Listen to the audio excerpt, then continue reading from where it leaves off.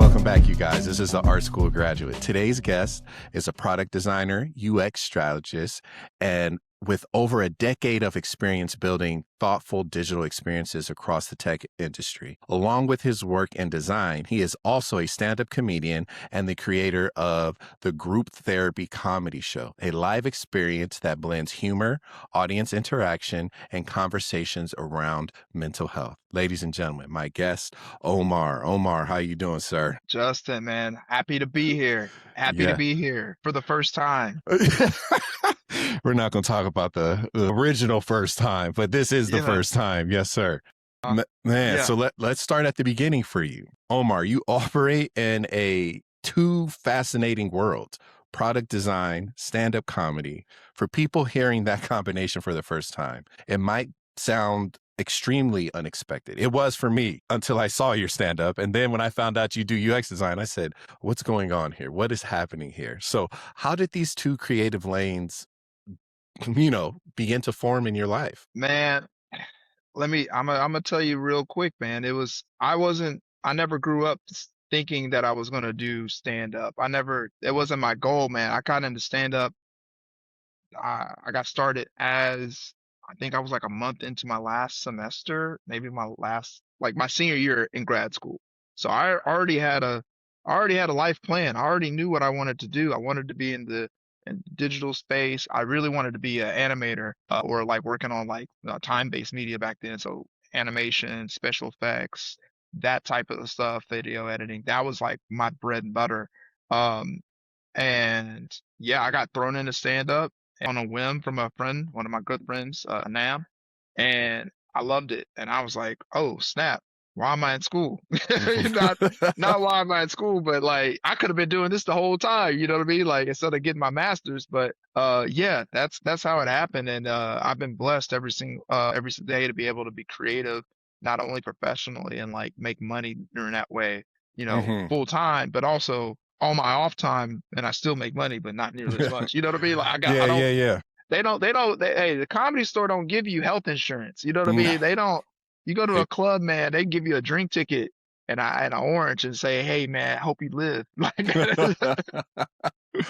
Okay, so let's take them back another step further. You're originally from Shreveport, Louisiana. the Ratchet Talk to City. the Ratchet City. So growing Yes. up, were you always someone who leaned towards creativity and storytelling, or did that later on develop because, growing up in Louisiana, the culture there is heavy. So Hey, what did you get from there? How did this shape anything that you've done, any and everything you've done? I'm gonna say everything.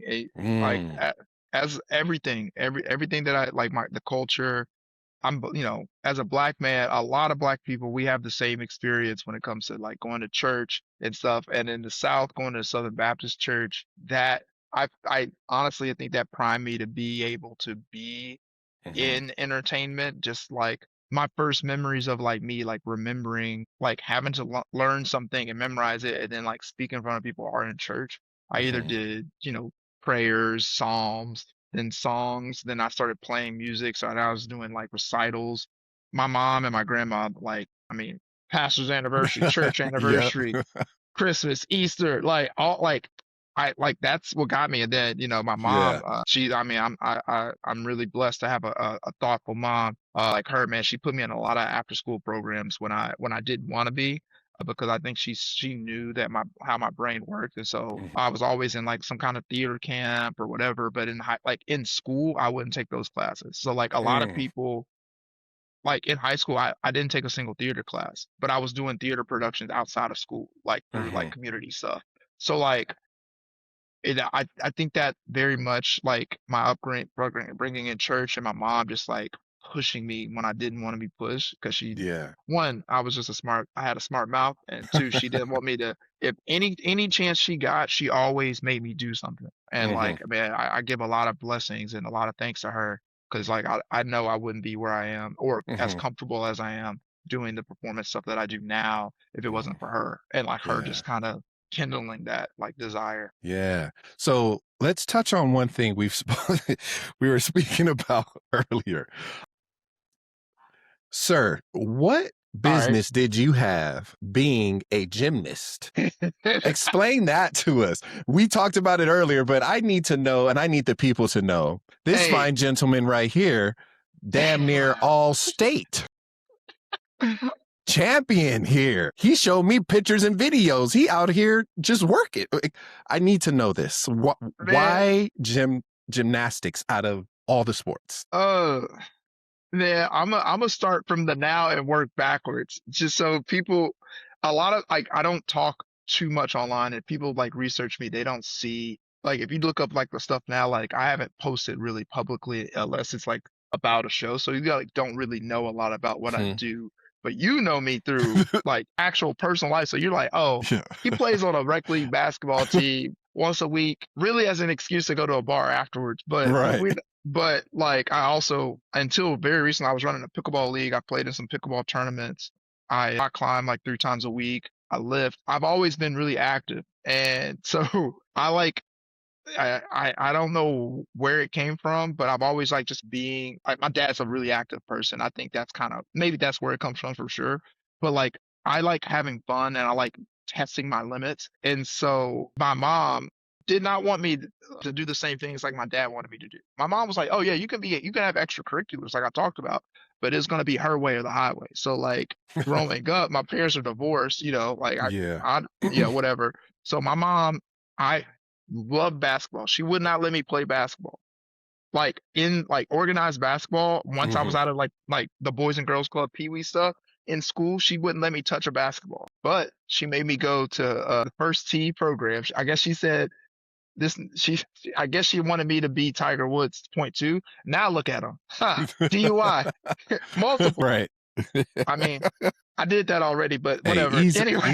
ease up on Tiger, man. He's going through a lot. He's hitting his midlife crisis right now. Oh, he hits a lot of things. We've seen that, but she had me doing she like the only sports shit she made me always do was golf and then swimming. I was in swim lessons all my life since I was a like infant and golf I started golf at like 5 or 6. So like any sports team that I was on, the only sports teams that I were on in middle school, elementary school, middle school, high school, until high school were golf, and then I would like either teach swim lessons or I became a lifeguard, and then I played football. I got concussed. So like the my sports like that was it.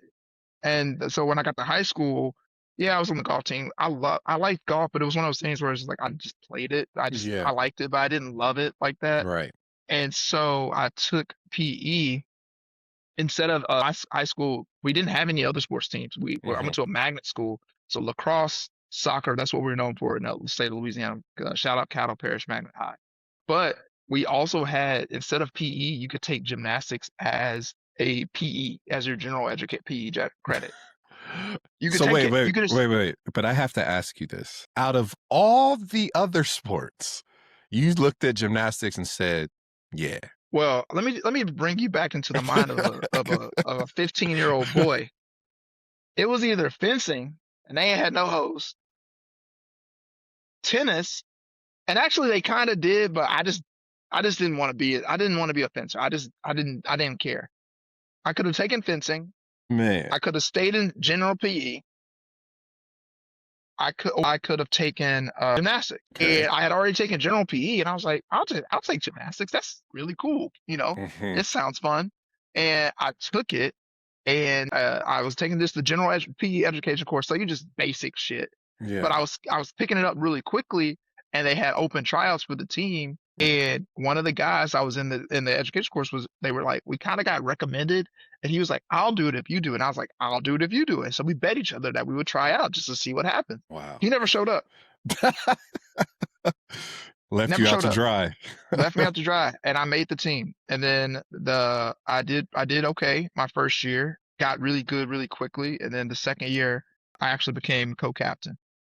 So I was co-captain second year. We didn't win state, but I got a state a medal. I got a bronze in pommel horse, and that's it. And I was a gymnast for two and a half years, and I was doing that. I would do gymnastics.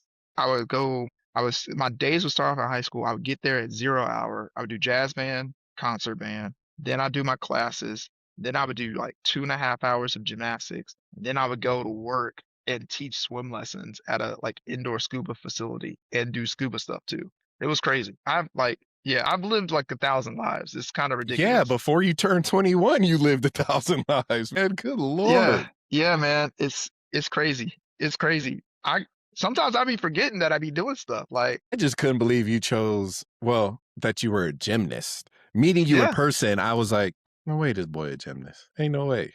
I bro, would have I can, golf 1,000 for of you fit that course. mold perfectly. Yeah, Gymnast, and when you pulled up pictures and videos, I was like, my man was legit. He could I cook. was, I could cook. I could cook. Yeah. And the funny thing is, like, my family at that point, they were just tired of like, they just didn't Yeah. care. Like, no one ever saw me like actually perform Hmm. except my aunt and uncle. No one ever, like, so when I came home with the medal, they were like, wait, what? They're like, They're like, oh. oh, I thought she was bullshit. I was like, no.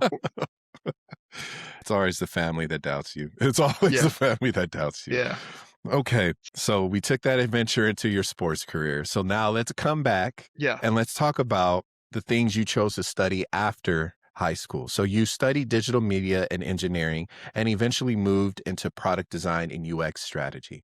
What initially pulled you towards designing digital experiences? So professionally, like I said earlier, I wanted to be in like time-based media, and I was an editor, assistant editor for a while, and throughout under like grad school and stuff like that.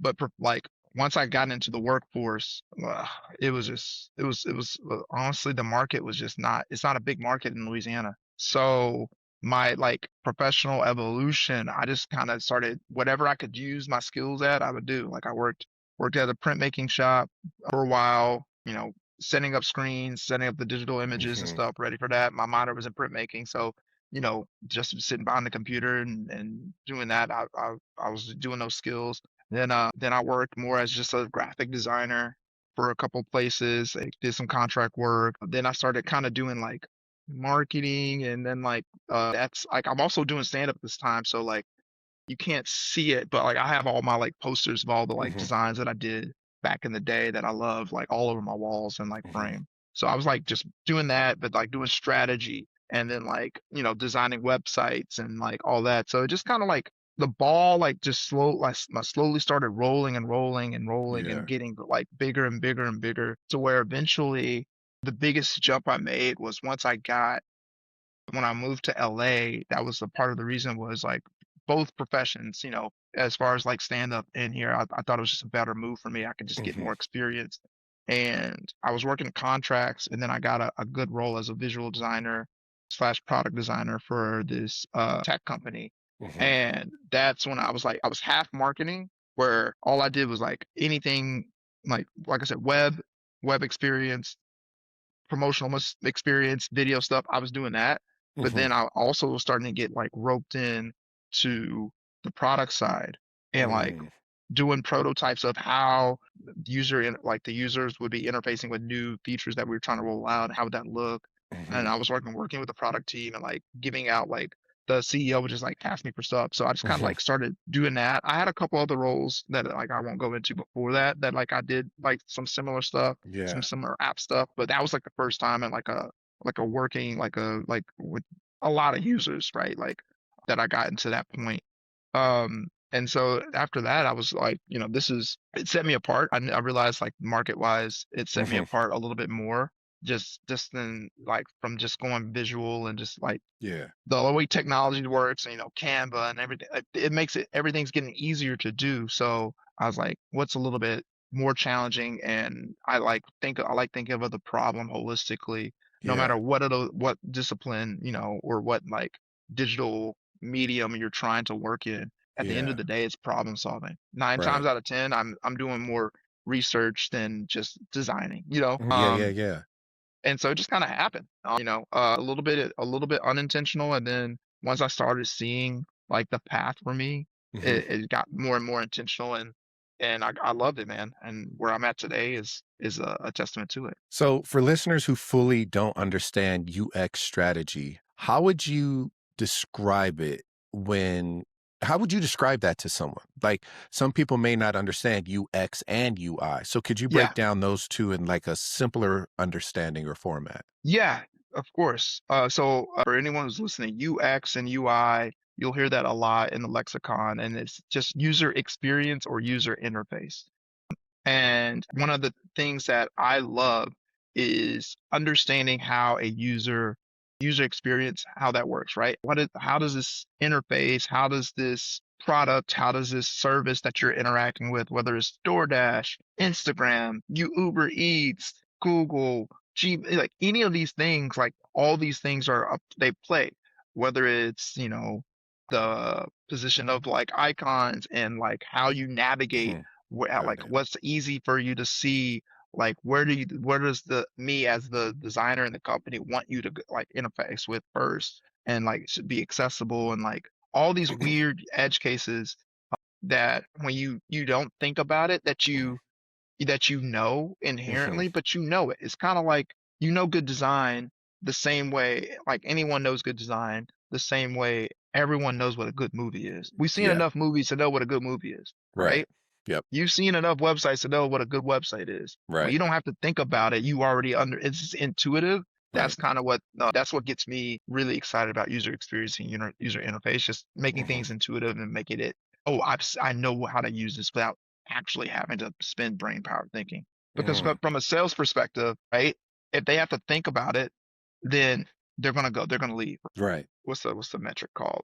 Time on page, Yeah. click rate, those kind of things. That's all can be influenced not by marketing, but just by good user UX UI. Right. Right. Right. Right. So I'm curious about this. What's the if there is, what's the big difference between designing something that looks good versus designing something that actually works for people? Because we've encountered it. We both have. We can see something. I'm like, damn, that logo looks fire. The layout is clean, but it's not functional. So, Mhm. what's the big difference there? Think the big difference is really understanding what you're trying to accomplish first. And I kind of went back to said something about this earlier, or like kind of touched on the research. A Yeah. lot of what I do is research, right? Like for instance, if you're making an app and that the app is, hey, I want to log how much time I spend in my car not moving, like idle time, right? When Hmm. I'm like messing on my phone or whatever, Yeah. how would you make something? How would I interface with it that to know that I'm not moving and I'm just like wasting time so I can be more efficient, right? A lot of stuff right now is productivity. Like how Hmm. would you whatever, would you make it a stopwatch, right? That's the simplest thing that I think of, right? Or Hmm. would it be automatic? Like what's that user experience like? Oh, one thing that I do 9 times out of 10, someone's thought of the same thought, like a lot of parallel thinking is happening. And or there's already been like a attempt at a solution for a problem Right. that you might have previously. And you can look at their work and kind of see, oh, this is working, or oh, this Hmm. isn't working. They failed and they stopped doing it. What were the roadblocks? A lot of that is what I do Hmm. nowadays, right? When I get a chance to really sit with a an app or a product, Hmm. which is what I'm doing right now. So when you approach a new product challenge or somebody approaches you for a new design, what's the very first question before designing anything that you need to know? What is the problem? What is what solution do you think we need to that you want to see? Like, how do you think this should be solved? What's the timeline? And who's going to be using this? Right? It's simple. Do you ever Get get your pushback on those? Or do you always or do you ever get people that come in and their vision is like, "Hey, I saw this. I want to replicate this app or this idea." Do you halt them or do you always kind of just try to steer them? Like you kind of some designers and some creators have said they allow their client to come on the journey with them, or are you very like hard stop, we can't do that. That's intellectual. That's someone else's intellectual identity and property. We can go this way, like, so those are those little things I was wondering about for you. Ooh, that's a great question, man. I think you catch a lot of flies with honey instead of vinegar. I try to steer them hard nosed and stuff. That makes when you talk with like C-suite people and things like that, Yeah, there's a lot of ego involved. So you 100%. you have to delicately explain what the parameters are and Mhm. offer when I see those kind of like examples like you, I use those as opportunities for growth, right? Hmm. Like okay, you submitted an idea, but unfortunately Google just did something like that 5 months ago. Right. But why don't we use this as an opportunity to integrate, maybe they use their API to like create that functionality to where now instead of us having to spend the brain power on reinventing the Right. wheel, we just use their thing, save some money, and now we can actually invest more time and sweat equity into another feature that you really, really want, right? That's how I would like quickly in that scenario approach it, Mm-hmm. right? Now, if it's just like a hard, like a very like contentious, like there's sometimes where it's just like you have to do a hard no, right? Yeah. But I try to exhaust all options before that, right? Hmm. I compromise, work together, other solutions, or outsource it, or do something like that. Got it. So in product design, I'm learning it, you've lived it. There's always tension between business goals, engineering limitation, and user needs. How do you navigate those competing forces? Because I feel like even when I started getting into UX, UI design, I was like, oh, designing for myself is easy because I know the goal and plan. Like I'm messing Hmm. around trying to build an app. But Yep. how do you navigate those competing forces? Like you just said, you got the CEO that has a comment or question, the secretary's putting her input. How do you navigate all that? That seems like a lot of background noise and focus in on the core problem to solve. Communication channels, communication, over communicating, documentation, right? And sometimes it goes back to your research, right? Like just like you said, like you started like for yourself. I like there's a lot of stuff that I started for myself, and I was a team of me, right? Hmm. And then I had to like as I got better professionally, I'm like starting to work with more and more internal and external stakeholders. Hmm. So I've learned that like in my research phase, right? When I'm building out my research docs, asking those questions, what's the problem, how we're going to solve, like, what's the solution that you think, who's it going to be for? You laying all that out there in a build out, or product requirements doc or Hmm. whatever, then you can start making your communication channels or sprints, right? Because even Hmm. right now at my current job, there is no engineering team, right? It is a team of me Wow. and my now assistant. Like we have a contractor, you know what I mean? Like Yeah. so I have wear a lot of hats. I figuratively and literally, I wear a lot of hats, and there are some this thing is growing into this suite, and I have had to put my foot down and be like, hey, this does not align with the requirements and the goals that we originally set. Hey, we're going to get in some tech debt, right? If we spend more time on this, we're gonna have to pay the cost of some way when we bring in engineering to finish up the back end. Hey, that feature is cool, but maybe not version one. Why don't we put that on the product roadmap to where that's something that we hope to achieve, right? Hmm. Building out these levels and milestones and sprint goals and epics and shit and sorry Yeah. and stuff like that, It's good. but within the confines of like what are we trying to do right now? Hmm. Day, and then like what can we do later on? Hmm. Is this a need or a want, right? Hmm. I want this app to be able to track mileage and automatically log driver behavior if they're on their phone or distracted, or they're sometimes like Yeah. 10% of the time they're speeding. But I need this app to just tell me how many miles they traveled from point A to point B and if it Right. aligns with their schedule that they submitted. Mm. Two completely different things. And if you do your research and you lay out everything in the front end, it makes those not arguments, it makes those discussions easier in the back end. Mm. Now, simplicity is something us designers have been taught since the foundation. You know, Keep it make it simple, stupid. simple. Yeah. Hmm. But why do you think simplicity is one of the hardest things to do in design for you? Because design often says make it simple, but sometimes simple is very hard to achieve, especially when you're working with certain platforms, depending on if it's a CS or if it's a SAS. It's like it's just you have so many things to choose from. Why do you think simplicity is one of the hardest things to do in design? Experience wants me to say it's too many cooks in the kitchen, Hmm. possibly. I like I think you would agree with this. I think when you make something and try to do as much work as you can by yourself before you Hmm. even present or like propose or pitch Yep. it, you have so much more control. Yeah. And and just so you can get that vision out. As soon as you start pitching things and then you get other people to buy in and then invest, and then Yeah. they're gonna want their 2 cents in, as part of their investment. Okay, I'm gonna allocate these resources to this, then but I'm gonna need Yeah. this. But th- it's just inevitable. Even Hmm. in the best of situations, there's gonna be a little bit of bloat. There's gonna be a little bit of give and take. And so I think it comes down to like how you structure the organization and the team, but also just like, hey man, it just happens. I mean, it just but Yeah. and it naturally happens. I mean, like look at social media stuff, man. Like look at Instagram. Like it Yeah. was just you were supposed to just share photos. No, that's true. I spoke with Now, someone about that. They're like, it went from you building a community to you almost getting bombarded with advertisements. yeah, Yeah. Twitter. Twitter used to Oh, be what? How many characters? The limit? What? 40 it was characters? 40. Yeah. 40? I Yeah. see. You see Twitter posts that are this long. I was like, what are we doing? Now, some of that is Essays. definitely ego. That's ego. Yes. Yeah. But I mean, you can have spaces on Twitter, like Google, Gmail, the same thing, man. Right. You open up Google, Gmail, you got chat, you got Meet, you got Docs, you got Y- Sheets, you got Yeah.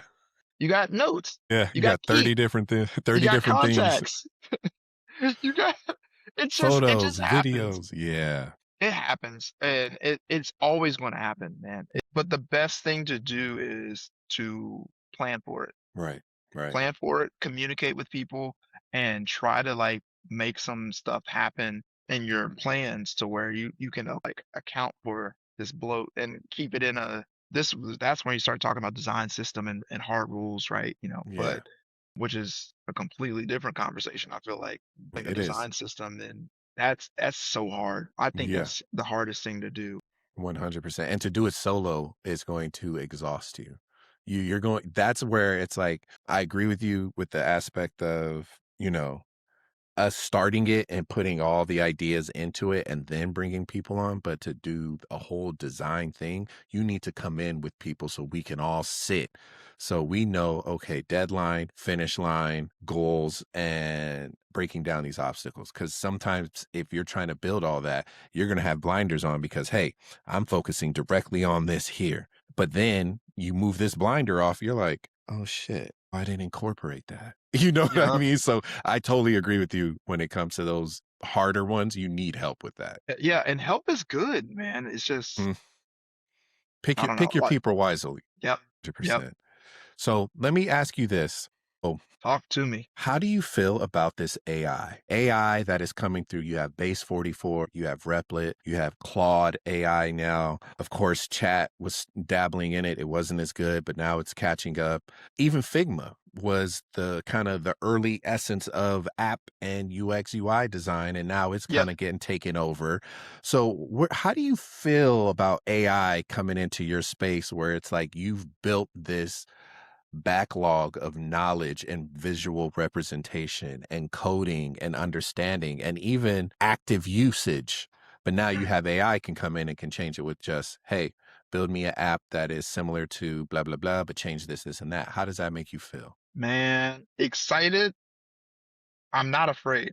A lot of Okay. people are afraid. I think, to be honest, AI has helped me progress way faster than I think I would have Now, why is that? because I have coding skills. Like I know coding languages, Hmm.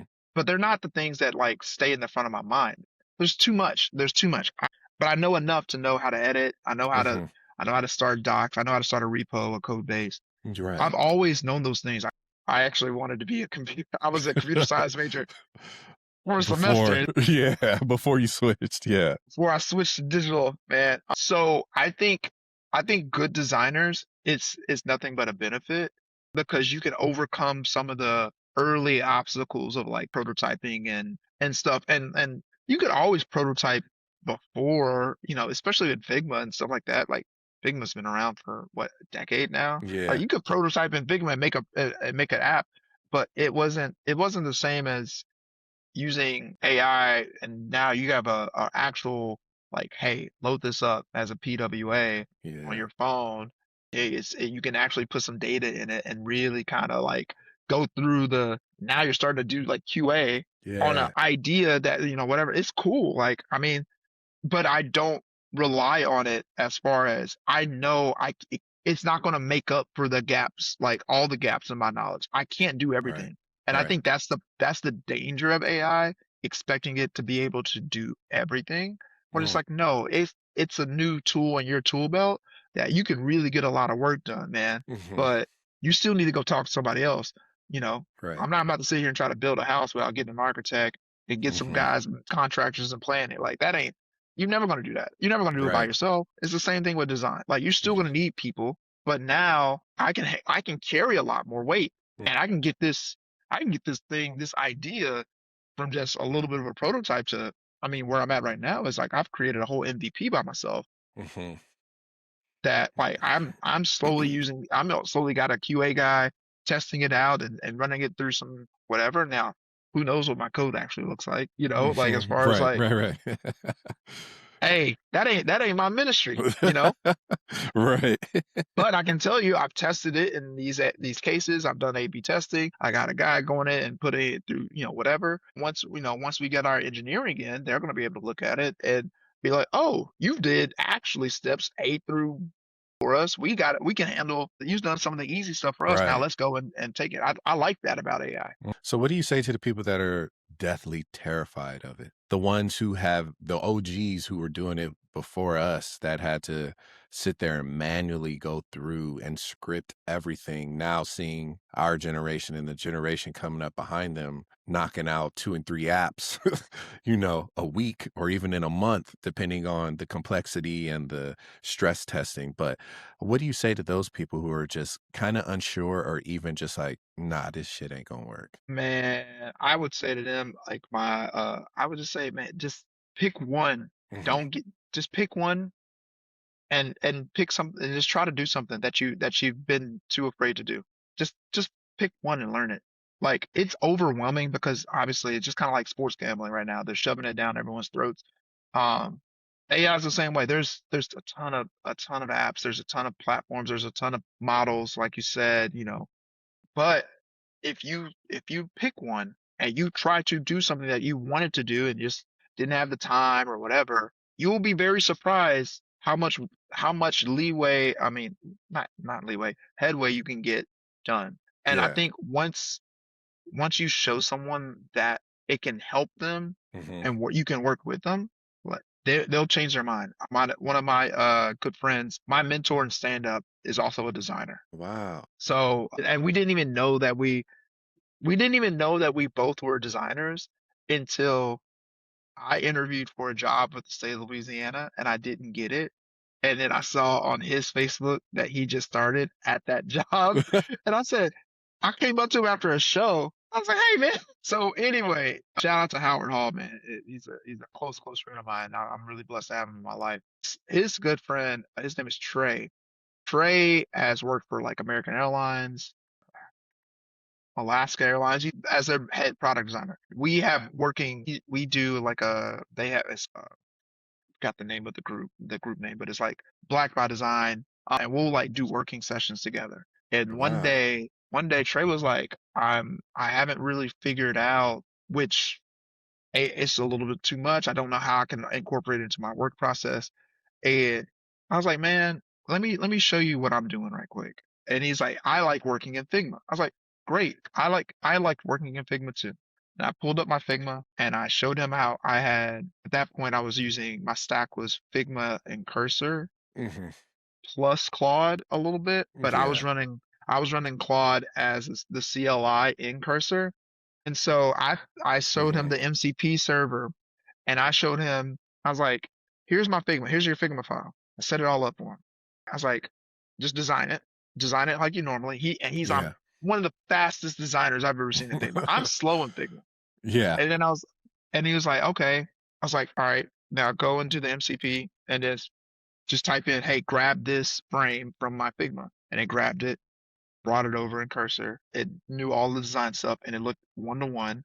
And then I was Mm. like, now make a change in Figma. And it started, and then, boom. So he was still designing, but it slowly was starting to send it over Yeah. and build it. And then now you have a working prototype that as a designer, you can hand this off and be like, so this is what The I want. idea. Here's Yeah. the idea, and here's how it's going to work. Here's how these buttons are going to interact with each other in the code, da da da da da.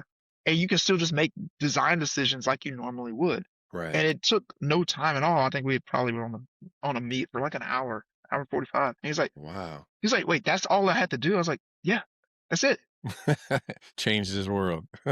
bro. I didn't even get to the point where I have storybook in mind. Oh, wow. He I probably got, that probably would have overwhelmed him a little bit, but you showed him just enough to get exactly where he needed to be. yeah, play Oh around man, with it. that's beautiful. That's beautiful. So now we're going into your favorite part of your second life, brother. Comedy. I thought I was going to say basketball. No, Doug. Basketball is like the man, that's the Ugh, unk status right there. I'm getting there, man. I'm getting there. So let's talk about. I honestly believe this is your first love. I've been to Yes. a couple of your shows through invitations from my sister. She has been your biggest fan and supporter. When she told me you do comedy, I was like, yeah, right. When I went, I was like, dude's got chops. He can do it. Yeah. Had me Yeah. laughing. So Yep. let's talk about it. When did you first step on stage and try stand up? I remember when we talked about it previously, how funny this was, but go ahead, share with the people what that first experience was like. Man, first experience. So like I said it before, my buddy, my good friend, we worked at the climbing tower together. I went to LSU together. His name is Nam Boo. He actually, side note, stop. He got me into stand up by basically, I thought he was joking. He took me to a show. We're having fun at the show. Whoopty whoopty woo. At the end of the show, he's like, "Yeah, that was my friend who was the headliner. That's why I brought you here." And I was like, "Oh man, that was cool." He's like, "Yeah, we used to do stand up back in the day." And I was like, "I didn't know you do stand up." He was talking. I was like, "Man," I was like, "I love stand up. I go to stand up a lot. I love the, I always thought if I could ever be famous, like rub a genie, I would want to be a stand up comedian slash comedic actor. That's what I would want to do. That's what I would want to be. The end." And he goes, "Oh, okay, I'm gonna sign you up." I was like, "All right, whatever that means." Right. A couple days go by, and he goes, "Hey," he calls me. He goes, "I signed you up. This is like the show. It's Delete Comedy. It's one of the oldest comedy mics in Baton Rouge, maybe even Louisiana, to be honest. Hmm. There's not a lot of them that have run this long at this point." He's like, "This is like a Monday, Tuesday. The show's on Hmm. Wednesday." He's like, "You're signed up. They know you're. This is gonna be your first time. You're first because that's the rule. Newbies go first. Yeah. Like not a cold open, but you're the first comic and you got 5 minutes." I was like, "Oh," hung up the phone. As you heard from my gymnastics story, I don't back down from a challenge. I whipped up some material and I went up and man, I honestly I had a great set Mm. for a first timer. I got a lot of laughs and there was a couple guys who stopped me immediately when I got off stage and they were the like OGs of the club. One of them's names he's also a mentor of mine. Shout out to Reggie Raw. He's like, "Please keep doing this. Come back." And from that moment on, I didn't miss a single Wednesday of Delete Open Wow. Mic for 9 months. And I think Mm. the only reason why I missed it after the 9 months, I had to go out of town. Mm. I like I was in it, and I also wrote a new 5 minutes every single week for those 9 months, Wow. which there's a lot of comics who still get mad when they like Have when I to do talk something. Yeah. yeah, they like who know me from then. They're like, we hated that. So yeah, I loved it, man. I was like, it was crazy. It's like I don't know. I've done so much performance in my life before that, Hmm. in so many different ways. Whether it's music, whether music recitals, band concerts, plays, but Yeah. stand up was like I had so much control. Like kind of like going back to like product design. Like I like controlling the outcome, and it's like stand Hmm. up is the only thing where you're just like, man, Yep. all this is me, no matter Right. what. So I think that's why I really liked it and loved it and just got fell in love with it and just why I keep doing it. When you hit that crowd the first time, what do you remember? Lights were bright. Yeah. Man, they do not prepare you for bar lights, man. I'm not they're so bright. You see me wearing a lot of hats like a lot of pictures in my last like five, honestly, 7 years of stand up have been me with hats on 9 times out of 10 because it's like this little trait. I do this so I can see. So like I can actually like get a good look at what's going on because I want to see what's going on. Right. The Uh, crowd work so you can the see it. crowd, yeah, Yeah. yeah, yeah. I want to be able to read the room and not have my eye. So I don't want to be like this on stage. Like, so yeah, that's the lights are really bright. That's funny. Yeah, So, with comedy being one of those very few art forms that give instant feedback, what did stand up teach you about vulnerability and risk? that's a hard question. Vulnerability and risk. Mhm. I sometimes it's not worth it to take a risk on stage, you know? Yeah. I mean, there's a time and a place for it. Like Mhm. stand up will teach you that. Like because every comic, so many comics that once when they first come in, they're like, I'm gonna break the mold or I'm gonna do this and no one's ever done this. But sometimes comedy, the difference between I think a good comic and a bad comic is the distinction between how good of a communicator are you. Mm. I think a lot of ideas are actually really good. Mhm. But I think a lot of times it's the execution of communicating the way of thinking that the comic wants to do. Mhm. That's where the bad comic falls in line. A good comic can read the room. He'll know, oh man, let's say he was on a showcase. There's five people. He's number three. Host did a whole set about trains, and Mhm. then he was killing. And then the comic before him started talking about movies and stuff, and did all right. Me, if I got some train material, I'm about to Mhm. go and hop on that train material. You Right. know what I mean? Like Right. even though I might want to talk about dogs Whatever. or something Right. like that, you know Yeah. what I mean? Like it's like there's a time and a place for it. You can weave it in. You can do anything you want to on stage, but if you're not really paying attention and like understanding what's been said Mhm. and like what the crowd's wanting and feeling and their energy and matching that or you're gonna fall flat on your face every single time, no matter if it's a great idea, no matter Mhm. if it's about dogs that go to the moon and stuff like I don't know what stupid comics would talk about, Mhm.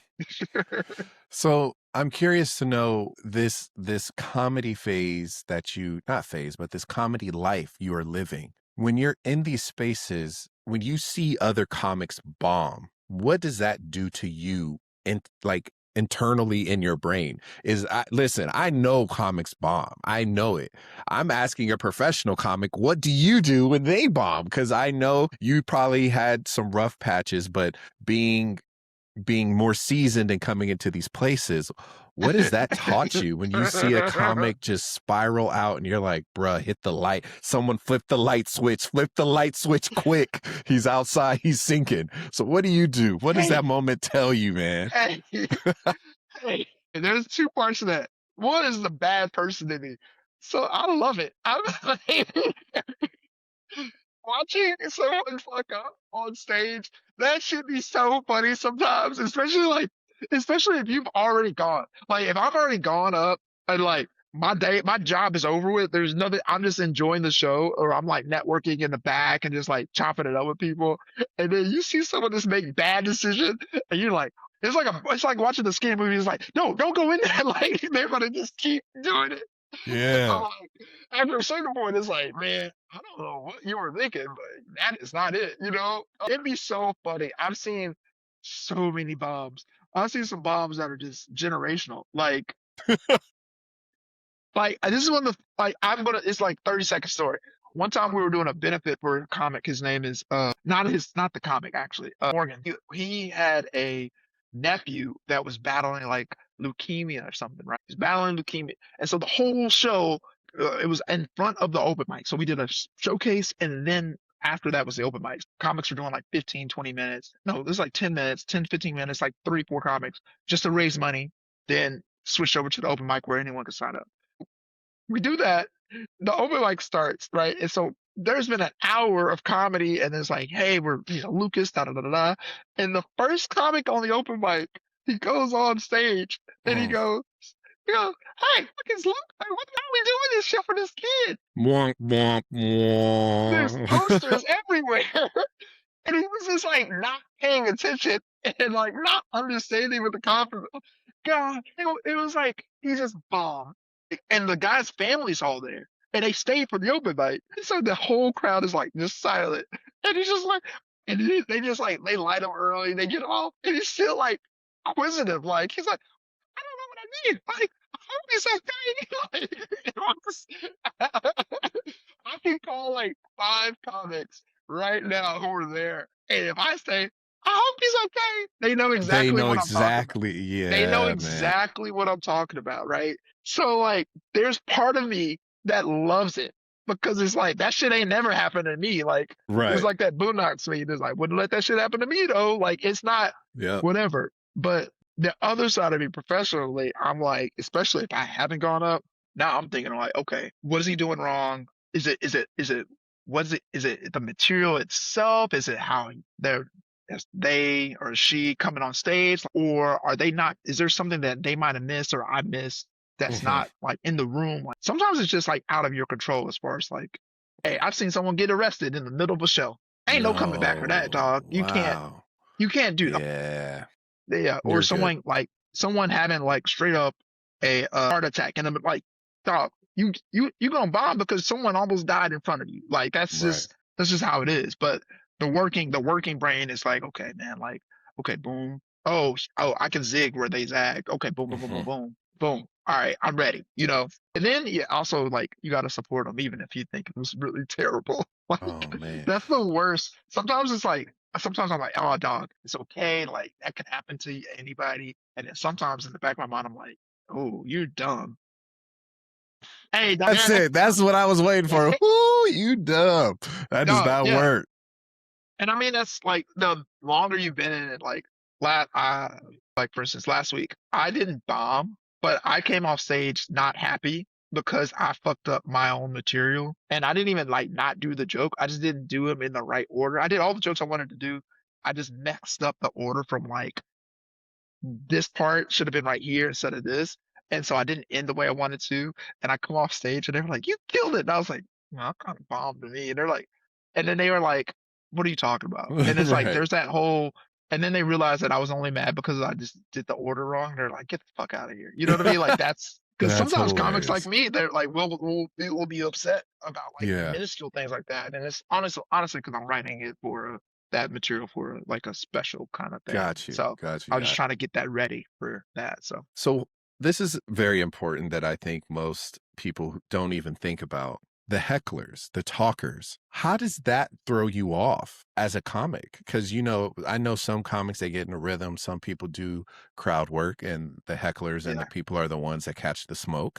But for people who are just intentionally just being present and doing their working out their ideas, what do you guys do with that? How do you handle that? Because that's a hard man, tension right there where it's like they're trying to be funny on top of you're funny, but it's interrupting you're funny. So how do you deal with that tension? man. First, I blame social media because it's getting worse. It used to be like people used to be afraid of sitting in the front because they didn't want to be talked to. And now we're breeding a society of people, a generation of people who think that's what stand up is just being talked to. And it's like, oh, I'm off the cuff and I'm cool. I don't need you. A lot of people like want to help you. They want to help you. And I hate that from the heckler thing. It's like, man, like I have things I want to talk about and say. And obviously I'm good enough to like do crowd work, but that's normally like for me to like transition or like address Yeah. something that's happening in the moment. I used to love it. I used to really enjoy doing crowd work. It was very fun for Yeah. me. A lot of my material is very improvisational. That's just my skill set. I don't Mhm. write like I'm a long form storyteller, but I don't write them down that way. Like they're mostly like notes and beats. They're not Mhm. really word for word. That's just how my brain works. But now as a performer, I'm shying away from really trying to interact with the crowd at all, even in Mhm. those moments where I do need to transition, just because I don't want to open the floodgates up because people think that's what it is. Like, and that's not what it is. We work really hard on making this material. We work really hard on like understanding how we feel about Mhm. whatever the joke may be. And then Right. for you to come in here and just want to put your 2 cents in so you can be on an Instagram reel or TikTok or whatever, like Yeah. comedian destroys heckler, like dog, that's not why I'm here. I'm not here to Mhm. destroy hecklers. I'm here to talk about how my mom wanted me to be a blacker Tiger Woods and she failed. Like Mhm. that's my journey. Like, The first Simone Biles with the male version. yeah, So, for real. okay. So let's talk about this intersection now of comedy and design. So we both know and understand that comedy relies on timing and rhythm. Do you see either ideas or timing when designing digital experiences? Do they ever cross over to that kind of like, it may not be a major thread, but like a thin thread that comes across? Yeah, for sure. I think I think timing is one of the most important things for digital experiences too. Like, especially like when you're talking about like, for instance, releasing something, right? Or how or how much time does it take a user if they're trying to sign up for your service to get to the sign up part, right? Right. Like how do you hooked them in, you got them to your landing page. How many clicks does it take for them? Like timing is important in design as well, especially when you're signing for end users and Mhm. SaaS products and softwares and things like that. Like there's so many different metrics that you can utilize to make your user experience and interface faster and better and easier. So that time is shrink down, especially now, especially because people don't even have really great attention spans, right? Mhm.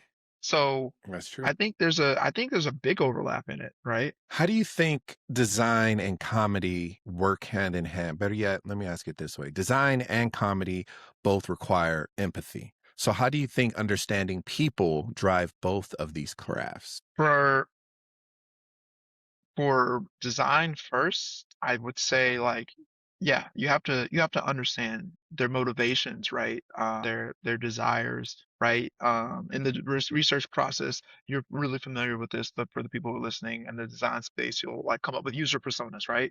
And a user persona basically is like a short, very short description of a hypothetical person that would be using whatever you're making, right? Hmm. So you might give your user persona Amy. She's 28 and she just graduated Yep. from nursing school and she works full time, but and she's looking for a platform to where she can post track her workouts while Hmm. she's trying to like keep herself fit while maintaining the rigorous schedule of first time hospital, right? And Right. then like that would be a user persona for Yeah. like some Yeah. kind of like that app we maybe made Hmm. up earlier about the car or something like that, you know? Yeah. You have to know them. You have to think those things through. You have to from a design perspective, the more and you do research and you can do like there's so many different things you can do. Surveys, interview, Yeah. user interviews, things like that to really get that. Like at my job, we're making a SaaS product that was originally a internal application I created to solve Hmm. a problem, and now I'm on the team. I'm making it as a SaaS product, and Right. I had to create and conduct user interviews. Hey, like as someone who was with this internal application and saw Hmm. it from and went from where the work system that we had before to this and now what would you want to see in da da da Hmm. da. So Right. you have to understand who's using your product and try to like accommodate for that. Yeah. Whereas comedy, it's one of those quickest shifts in comedy in my limited time. Like I consider myself a veteran, right? But Hmm. a lot of people are like, you're still a baby. And I'm Hmm. about to hit like I'm 10 years in, right? But Right. you used to be able to say at like a show or a movie, like that was out. Right. You should be able to do boom, boom, boom, boom material about it. Like if you really wanted Right. to get your rocks off. Oh man, like when Game of Thrones was still happening, everyone saw Game of Had Thrones. yeah. Everybody saw Game of Thrones. And then it went like streaming got so great so quickly that now no one's watches the same thing. Right. Some people don't even know what you're talking about. I can make a reference to the pit, or I could just say the pit, Yeah. and no one knows. Not Right. you can't count on everyone knowing popular culture anymore because popular culture now is so niche. So Right. instead of using that as a deterrent for me to not talk about popular culture, because Hmm.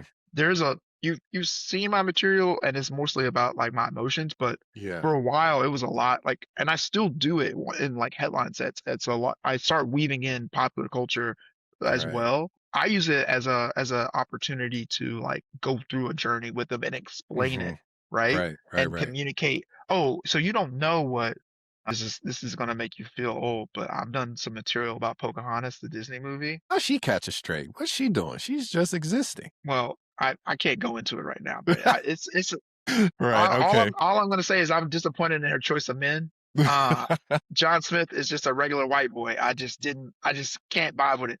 But the youth today, they didn't grow up with that. So they So don't know. then they don't know, they know it's a movie. They don't know the beats. And so I get to explain it. It's fun. You know, it's a way as as a communication device. I use it to like, I know the audience, if especially if they're like 24, Yeah, 25 and younger.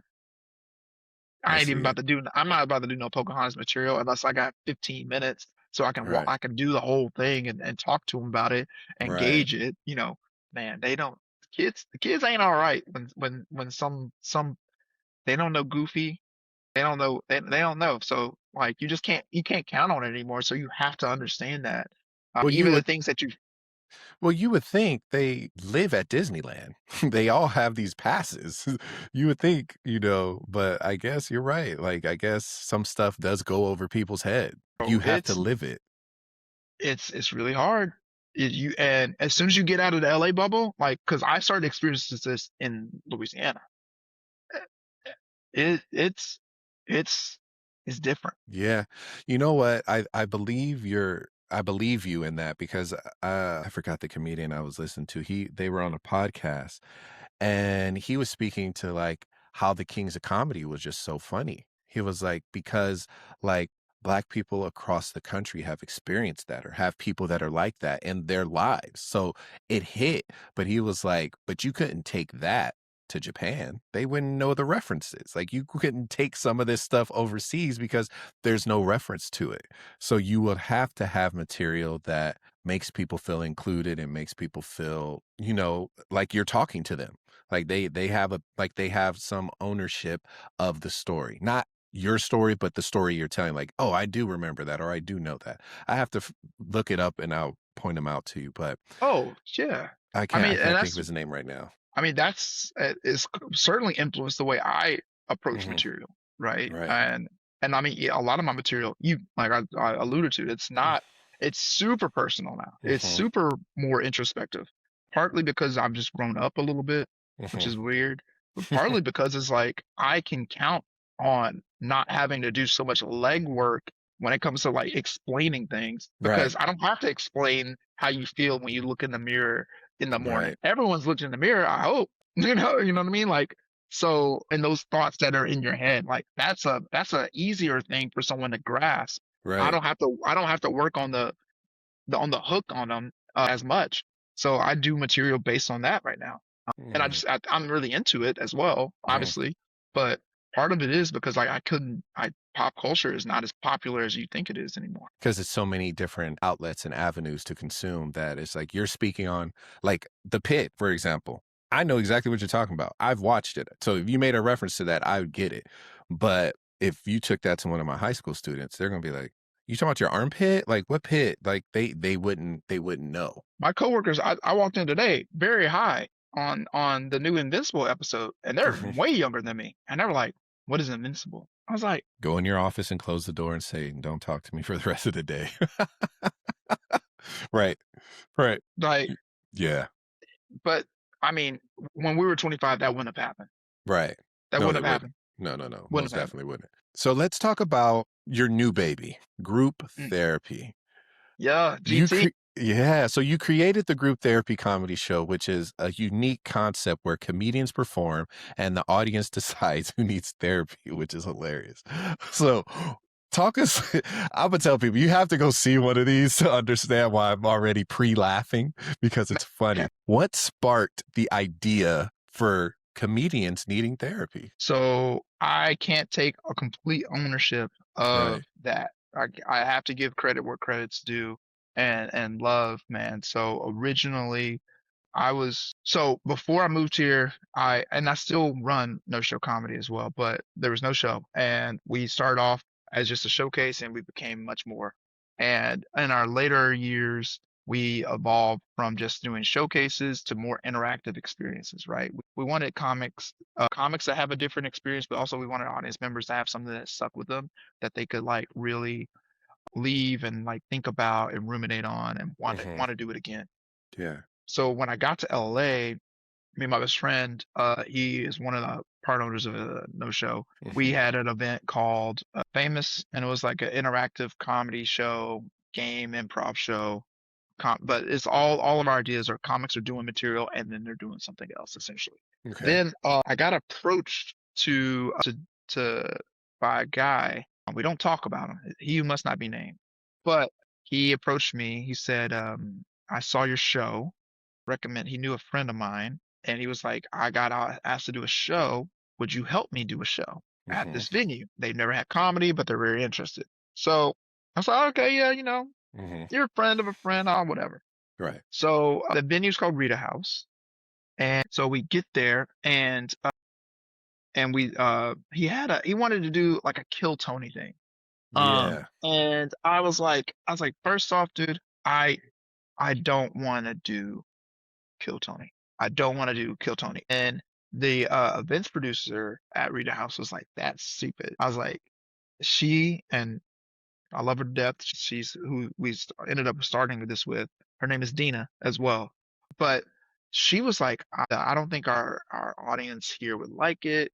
She Hmm. was like, she's like, tell me a little bit more about some of the stuff that you do. I was like, I'm more into interactive stuff, but Hmm. I'm not like Kill Tony. I was like, I want it to mean something, and like I want it to be like I want to have more like conversations, right? Like Hmm. about like something serious. And from that point on, we kind of split some ideas together, and we came up with group therapy. I think originally we wanted to call it like group sessions. I think Hmm. I have the pitch deck somewhere. But it was like we kind of rounded out on the idea after she shot down the Kill Tony thing from him. And then we did the show. The first show was like August 2022. It went away. Yeah. Like crazy crowd, crazy Hmm. crowd. But the guy who must not be named, he went off his rocker. He like went dumb, like Ooh. went dumb. He had never done stand up, and No. so originally he asked me to host, but then he said he wanted to host, and I was just gonna like perform and help produce it. I was like, whatever, man. Like, I don't care. Hmm. Like, I'm helping you out, but I Right. did like give him some do's and don'ts. He ends up burning the bridge, burning like it was No. a mess. Like I think you've seen my good friend Ahmed perform. Ahmed was on Yes. there. He was like trying to fight him. Like imagine someone. He's like one of the nicest It's people. people. Yeah. Yeah. Ahmed Al Qadri is one of the nicest comics you can meet. This dude was trying to fight him because he was heckling him, even though he was the co-host, and he was like saying that his dick was small and stuff like that on like as a heckler. And Ahmed was like, "Well, I fucked your mom." Like he was a comic. He's a comics comic. He will bite back. And so the dude gets just upset, tries to fight him, gets drunk. I'm embarrassed, right? This is the first time I've ever worked with this venue. I'm only been here a year, so this is like not my like in It's not a LA. good. It's not a good look. So after it all, whatever, we have like a debrief. Like I always have debrief meetings with venues, and obviously he did not show up. He and I wrote them a letter, and I was like, look, like I'm sorry, this is not reflective on me. If you guys want to work with me in the future or keep doing this idea, I really think it has legs. Like this is not what we discussed, and obviously you know that whatever. And I was like, hit me up, and it took like 2 months, 3 months, and Dina hit me back up, and she was like, I really like this idea. If it's just you, I'm fine. Hmm. And I was like, cool. And so we kicked it back off. There's Hmm. actually like still a group therapy comedy page that's not that like because he like reserved it and he wouldn't Yeah. give it back. But like he like was sending out emails and flash like crashing out and yeah, so we started it back, and then it took like another couple of months, Hmm. and then like I wanted a co-host.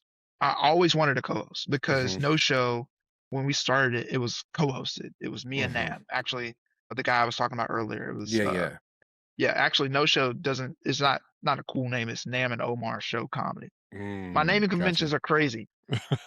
We like the dual. I like the dual host system. I think it Uh-huh. makes shows always feel a little bit more unique, and also like it lessens the burden on one person having to like always have to be fresh when the other Right. person you can alternate. Yeah. So we were working with like the premise was still like very much the same, but the hosting thing was kind of precarious. And so Mhm. a couple months in, that's when I ran into Dr. Allie at a different show.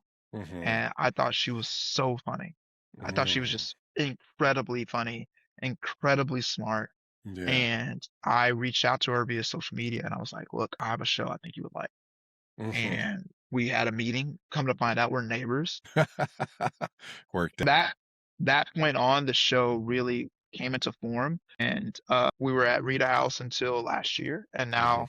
and now we're at Lyric Hyperion. Dina moved to New York. Congratulations to her, but Mhm. we love her, and we're gonna hopefully do some New York shows soon, probably about the end of this year. But that's how group therapy got to be where it is, man. And we always partnered with different therapists in the community to provide sessions to the winners or losers. I don't know, I Who still gets don't know it? to the Yeah. who gets it, yeah, but yeah, man, that's like the journey. I don't talk about the like how it went almost didn't happen a lot, but that's how crazy it went. Like That's crash out to the like stole alcohol. Like he went like full yay. Like it was insane. It was insane. But yeah, yeah, that's where we're at now, man, and I'm really blessed to be a part of it, man. I'm blessed to have Dr. Allie. yeah. So why do you need this to blend humor and mental health? Like, why is it important that you created a space where those two things can intersect? Because I feel like there's a lot of stigmatism.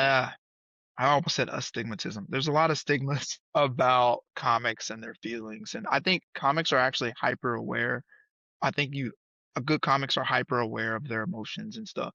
But I feel like there's not a lot of spaces where we're challenged, Mm, um, or we can actually do material that might not be as fun, right. like inherently speaking. And I say that because when group therapy was starting, I like I said, I was only here not even a year yet. My mom got diagnosed with cancer, and so I started dealing with that. Well, actually, my mom got diagnosed, my grandpa got diagnosed. And so I was starting to turn this leaf where I was starting to talk about processing that reality and also just like the hardships of like moving to a new city and like how emotionally I was like in a completely different space than I used to be in.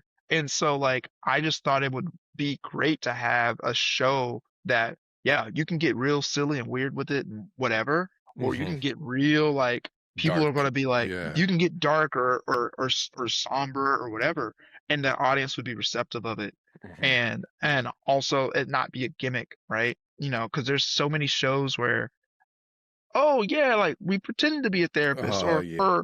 or we kind of talk about this, but it's like I Mhm. also wanted a space to where like not only do we champion it, but like Mhm. because we think mental health is important, like we're going to provide you with the resources that you can use Mhm. and hopefully get you through whatever it is.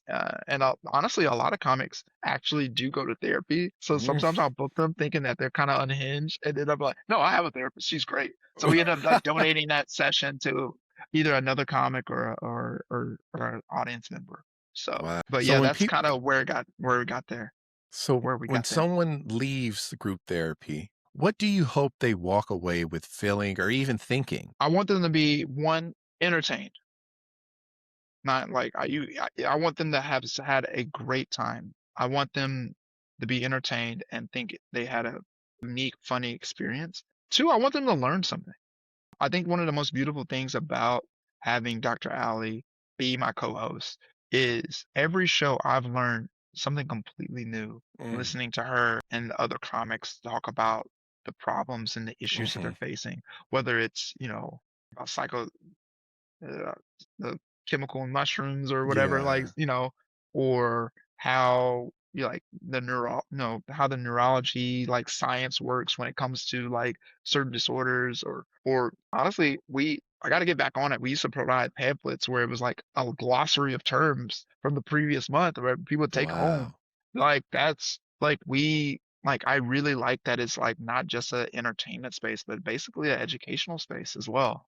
And so yeah, I want people to be entertained, Mhm. heartfelt, and I want the conversations that are had in group therapy to stick with them to where they Right. think about it 3, 6, 8 months from now, and that they Right. feel like an actual connection to comics. Whether some shows, man, you people are funny, man. I'm not knocking people. People are funny. People are funny. There's a lot of That's funny good. people, That's good. but a lot of people say a lot of bullshit, and Mm, you don't remember it 2 days later. But I bet you remember at least two comics from the group therapies you went to, and mhm. you remember either their set or what they talked about off the stage to this day. Yes. Yeah.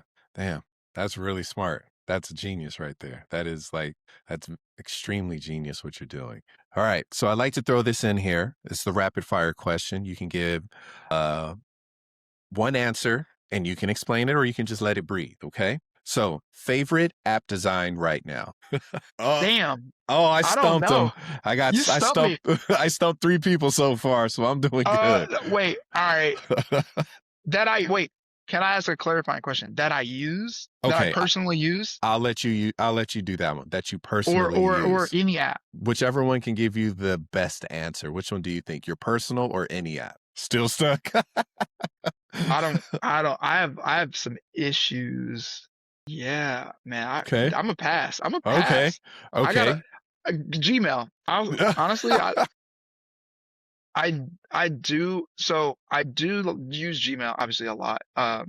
But not to be facetious, I really do enjoy how they blended Gmail to be this like it's one app, but it's three apps, but it's one app situation on the phone. And I think that's really powerful. And I'm trying to incorporate that same kind of ethos into the product that I'm designing right now, where you can yeah, you have access to three different things, but if you don't want them, like this one works and they work in it. I like the integratedness of them, but like it's not my favorite app. It was just, but I do like its design, and I'm definitely stealing from it. Okay. You can only do one for the rest of your life. Stand up or design. Stand up. Oh, dream venue. Some people The have Madison, some people have crypto, others have so many spots. What's your the dream venue? the theater, I forgot exactly what it is, but it's in San Francisco. The Dave Fillmore? Chappelle's special. Was it the Fillmore when he did the special with the yellow shirt underneath the Yeah, blazer, and I he has think it the joke. was. He has the Yeah. joke about the kid wrestling. That's his closer. Yeah. I think it I is the love Fillmore. I love that. I love that special, and I like the way it looked, and it just seemed like it was big, but it was like still intimate. And this, I love Dave Chappelle. I think that is this. I think it's the Fillmore. I'm pretty sure you're right. San Francisco, the Fillmore. I think it is. Yeah. Yeah, Okay, cool. yeah. All That right. that special visually, yeah.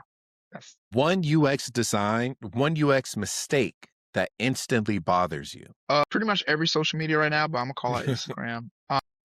The I'm gonna make you watch these short form video decisions like Instagram, like they moved reels used to be like off on the side, but now it's like as soon as you accidentally swipe too It hard on the hits it. carousel, you Yep. go straight to reels. I'm like, this is TikTok. Like, stop copying TikTok. Just do your own thing, man. Like Right. every Facebook, I'm like, come on, man. What are we Right. on? I hate O- it. I hate it. I okay. hate it. Harder craft, comedy or product design. Comedy. Mm.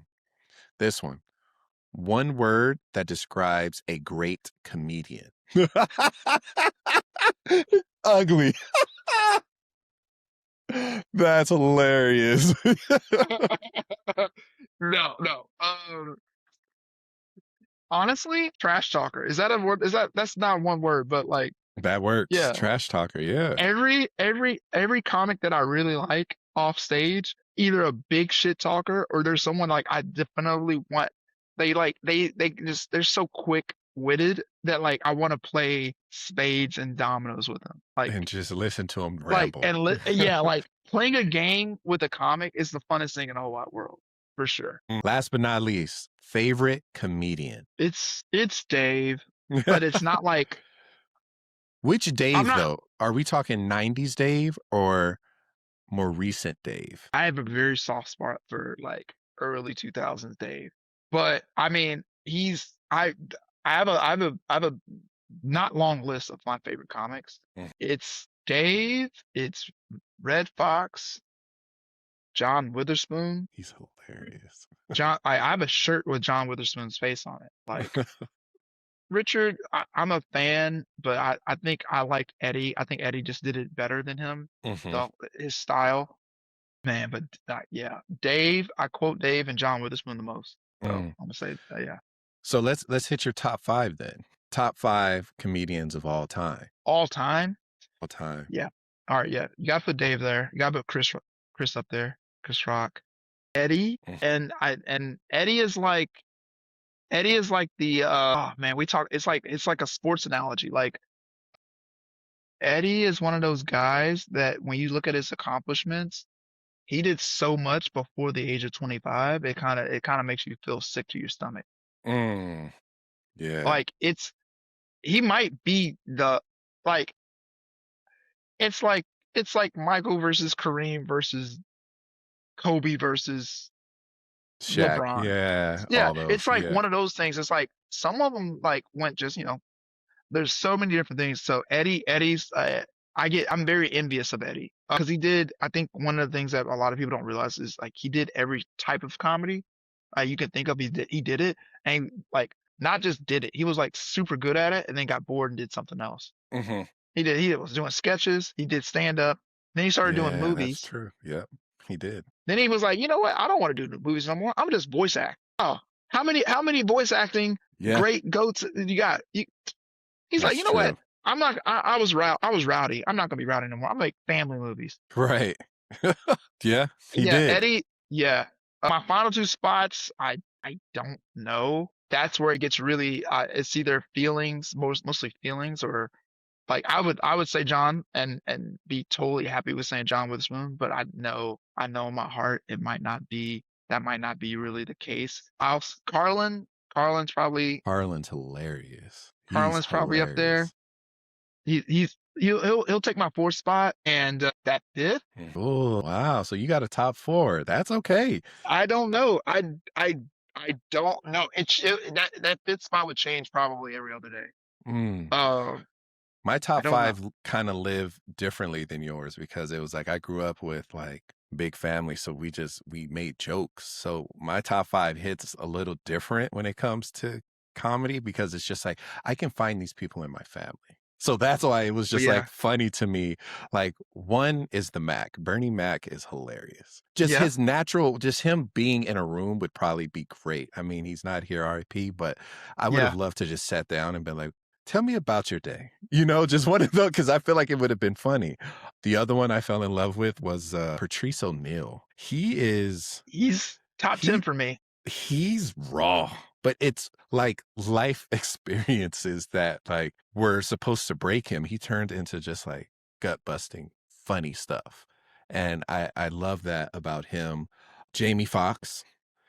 I grew up on the Jamie That Foxx might show. And so that that to me was just like, and then when I saw him on the fuck you on the piano, dude, that took Jamie me out. Jamie Jamie is he's a lot of times in my top five, top 10. But when there's another conversation that me and my close comic friends have, we just have to talk about top entertainers of all time, greatest entertainers. Yeah, he can get that. Jamie might be top three. Yeah. So It's I put yeah, Jamie up there for that's a sure. good pick. That's a good And pick. Eddie, of course, and then my last one would have to be Dave. Dave is good. You know who's in the top honorable mention? Bill Mo. Cosby. No. No. I'm so You're dead serious. serious? For Yeah. you, that's gonna be your honorable mention is Bill Cosby? I mean, to be completely honest, Bill Cosby is a great comic. Like I am not defending Bill Cosby, but he's like Funny. he's like R. Kelly. It's like people he's goaded. They I as soon as Bill Cosby dies, I get to watch all his stand up again. That dude's funny. That Yeah, dude like it's yeah. yeah, Yeah. yeah. God, I can't believe you said that confidently. Well, you know what? There is truth. There is truth in every story. So yeah. If you wanna hear some funny shit, open up an incognito browser and look up Bill Cosby stand up. You don't want them knowing that you don't want to give them a view for real for real. Right. But yeah, Dude, and then my honorable mention that's more I flirt with going back and forth between it is I think when I saw him on Shaq's I think it was Shaq's like comedy Comedy fest. All Star. Oh my I miss God. those. I miss those I so miss those much. so they remind me of the Def Comedy Jams that they used to do. And when Yeah. Russell Simmons was doing all that. But Arnez J, oh, Woo! he's hilarious. Like I could sit there and just laugh, just like looking at him because he's theatrics. When he Yes. does his brother, when he's making fun of his dad, when he's talking about friends, it's almost like you can picture that person visually and you can Yeah. see them along this story. Arnez J. And then last but not least, Mo Ammer. Mo's good. Mo's good. Mo's good. You know, He's gonna take over. you know what helped me understand him? Being married to a Middle Eastern girl. That has changed how I view his comedy because I get everything now. So that's what makes complete sense to me is understanding that right there. Paul Mooney. I forgot. Oh, Paul Mooney might yes. yeah, that's my Yeah. fifth spot. That's my Yeah. Paul Mooney. I can't believe we forgot about Paul. it's Paul and Dick Gregory. Yeah. I kinda yeah, I fucked up. My bad. Yeah. Nah, Paul. they live. They're gonna live. So, Yeah. let's talk a few more kind of things I want to touch on. But what truth does good comedy reveal about society that people might not often notice? Truth that we reveal, I think, is the things I think good comedy says that the lies or truths that we say to ourselves when we're alone. I think a good comic can like hit on that and people like he's in my brain. Hmm. I think we're missing that right now. I think that's why Dave is still Dave, you know? Even though like yeah, he did some I don't condone some of this shit because it wasn't even like I didn't this is a whole sidebar. It's not that I didn't get it. I got what he was trying to do. I Hmm. was just like you did it. You did it. I get it. Like he just Hmm. kept doing it for a like I think he just thought people didn't understand. I was like, "No, we understand, dude. Just please just go back to other stuff. There's other things I want you to talk about now." Right. But I think that's what it is, and I think Hmm. that's why good jokes can really like stick with you. Like I said earlier, like Dave's when he was talking about how old is 15 really at that San Francisco Fillmore set that I was talking Yeah. about. That's his closer, and he talks about the kid Hmm. who was wrestling in Florida. And I remember that in the media, and then the other girl who got kidnapped, and then the other girl Right. that got kidnapped. It was a great closer. I Hmm. remember that joke all the time. And Hmm. I think but it shows like this, like that weird gray area that people like talk about and Yeah. they don't think anyone really like thinks about it. And then you're like, wait, no. Yeah. So, with you designing digital experiences during the day, and you then design and create emotional experiences on stage at night, what have both worlds taught you about the way you see people and how you make them feel and think? Mm. I think, I think they have taught me to try to like look a little bit closer at people, right? Stand up has given me great tools of like really seeing, listening, and hearing like people. I say listening and hearing, but like you can listen to someone you're not hearing, like because like I try to do that for my like crowd work and like Got just you. like reading the room, but then I try to apply it to like design and like users and figuring out like Hmm. understanding what's going on with them and just really just trying to be a little bit more just open to Hmm. other people's experiences and things like that. Hmm. Um, because I think yeah, I like to talk a lot, I guess, Yeah. but it's Oh, important to shut the fuck up sometimes and really try to hear somebody else's side of the story. And got you. I think stand up has gotten helped me do that in the digital space and helped me really understand the needs of the users in that regards as well as Mm-hmm. vice versa. Right. So, a couple more questions and we're going to bring this to a close. For someone listening who feels pulled towards multiple creative paths, what advice would you give them? Do it. What's stopping you? A lot of I get really frustrated at people when they're like, "Oh, I can't do this," or just do it. Just especially if fear is the only thing that is the determining factor of you pursuing something. unless it's something dangerous like jumping out of an airplane, I don't really see what the problem is. Mhm. I understand people have, everyone has a struggle. I'm not Right. trying to dismiss anxiety or things like that, but this life is not long. Hmm. I wish it was, but you and I both know it Yeah. goes quickly. And 100%. I think people do themselves a big disservice. I think the people think, especially with stand up, I implore everyone to do stand up. This is a PSA. I think everyone who's ever thought about it, like itched about it, you should do it. The only difference between me and you is that I do it and I kept doing it Hmm. and like committed to it. Yeah. I'm funny. Like I'm funnier than most comics. I think I'm funnier than 95% of the stand up comics. I truly do. Hmm. But I don't think it's because of any manifest destiny. I think it's because I do the work and like I committed to it. Like so if anyone's trying to do anything, and I think this applies to anything besides stand up, just do it, man. And you'll be very surprised at how good you are actually at that thing. And if you're not good at it, who cares? You can get better. Unless Hmm. it's something like, trying to be in the NBA and you're like Right. 34 playing for a team called the Tropics. You probably Right. Not aren't at going to Chief. the NBA. That ain't me. Right. So, But yeah, you've made and created so many experiences from products to laughter in a comedy room. What do you hope people carry with them after they leave or use one of your experiences? that he's fine. I don't know. Ladies, he's single, he's taking a shot. Look at him. Look at him fix his hat. Let me. No.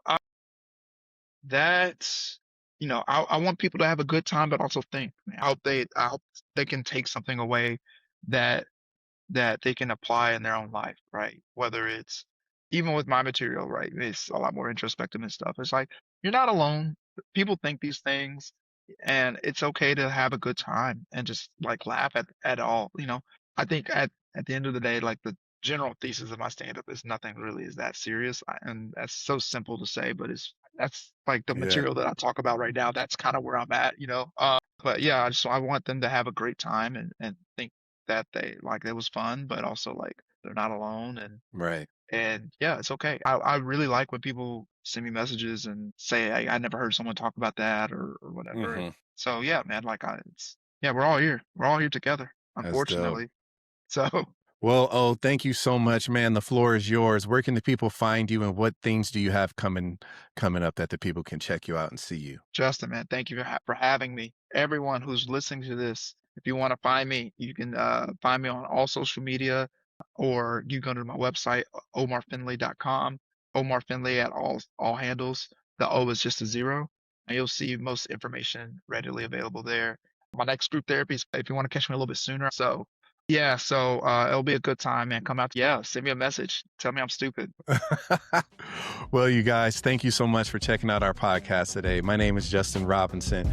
I have the man that creates duality experiences from design to comedy to therapy, the talented, the gifted O'Mar Finley, and this is the Art School Graduate. We'll catch y'all later. Peace. Yeah.